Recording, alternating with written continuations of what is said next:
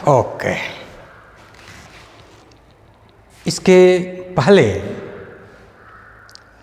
इसके पूर्व लेक्चर में प्रधानमंत्री के नियुक्ति के बारे में बताया गया था। आज मंत्रियों की नियुक्ति के बारे में बताया जाएगा।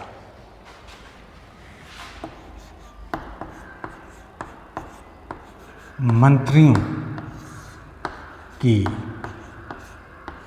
नियुक्ति।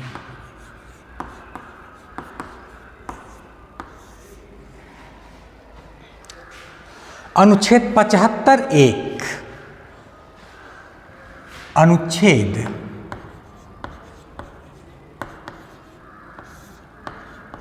75(1) अनुच्छेद 75(1) के अनुसार मंत्रियों की नियुक्ति राष्ट्रपति प्रधानमंत्री की सलाह पर करता है। अनुच्छेद 75(1) में मंत्रियों की नियुक्ति के बारे में प्रावधान है। अनुच्छेद 75(1) के अनुसार मंत्रियों की नियुक्ति राष्ट्रपति प्रधानमंत्री के सलाह पर करता है। यानी कि मंत्रियों की नियुक्ति कौन करता है? राष्ट्रपति करता है। किनके सलाह पर? प्रधानमंत्री के सलाह पर। मंत्रियों की नियुक्ति राष्ट्रपति करता है प्रधानमंत्री की सलाह पर, और भारतीय संविधान का अनुच्छेद 75(1) में यह वर्णित है। इस प्रकार राष्ट्रपति प्रधानमंत्री की सलाह को मानने के लिए बाध्य है। राष्ट्रपति प्रधानमंत्री के सलाह को मानने के लिए बाध्य है, और वह उसी व्यक्ति को मंत्री नियुक्त करेगा जिसकी नियुक्ति की सलाह प्रधानमंत्री उसे देगा। अब मंत्रियों की योग्यताएं। मंत्रियों की योग्यताएं क्या है?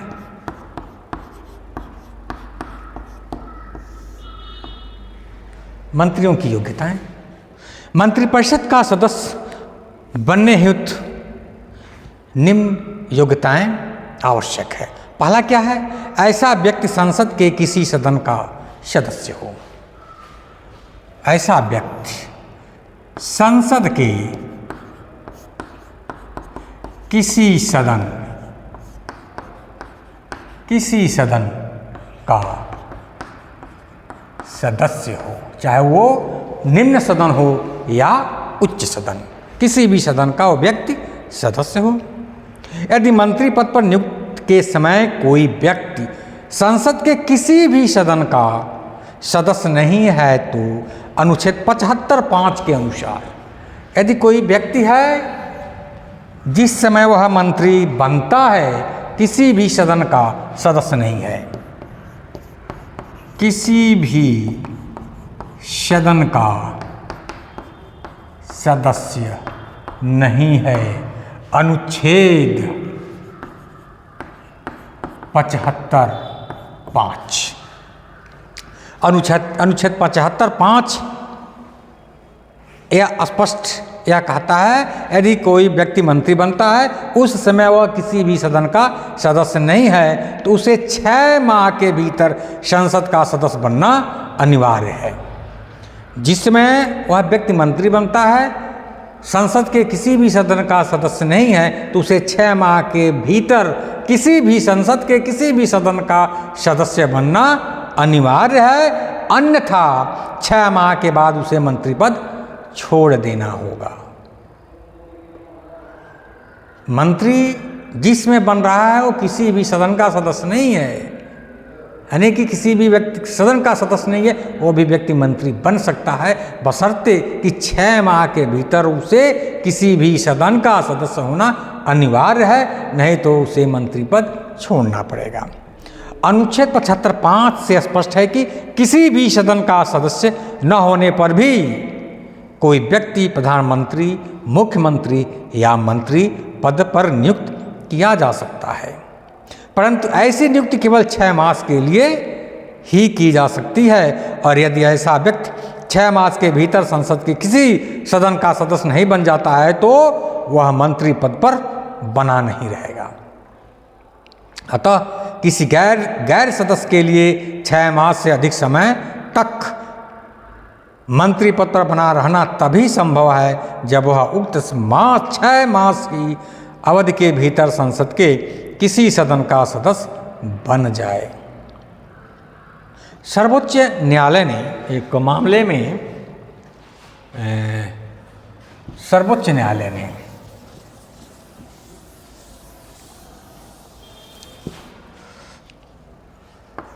सर्वोच्च न्यायालय एक कौन सा मामला था? एसपी आनंद बनाम HD देवगौड़ा। एसपी आनंद बनाम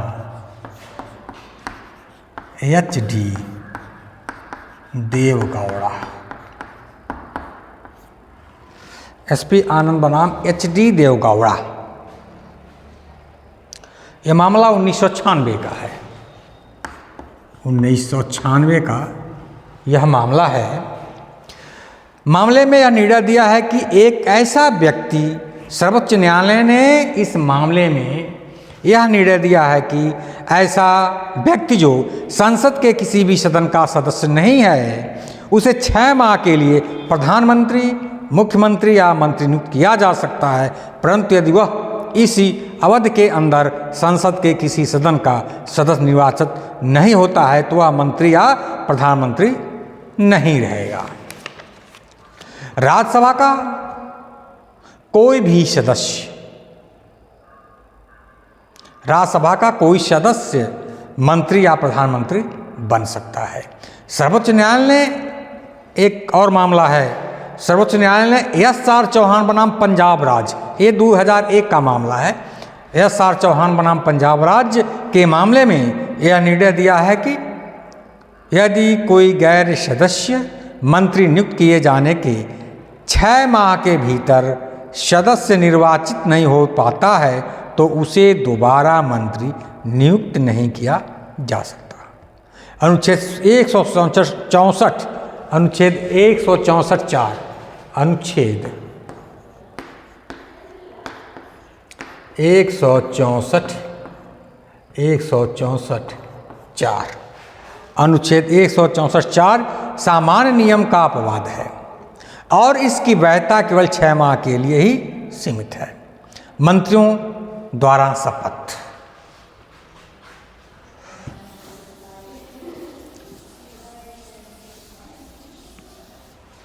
मंत्रियों द्वारा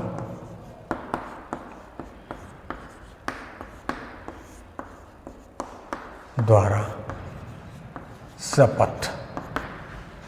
मंत्रियों द्वारा शपथ। पद ग्रहण करने के पूर्व प्रधानमंत्री तथा सभी मंत्रियों को अनुसूची 3 में दिए गए प्रारूप के अनुसार राष्ट्रपति के समक्ष पद और गोपनीयता की शपथ लेनी होती है। मंत्रियों को पद और गोपनीयता की अलग अलग 2 शपथें लेनी होती है। अब मंत्रियों के सदस्यों की अधिकतम संख्या कितनी होनी चाहिए?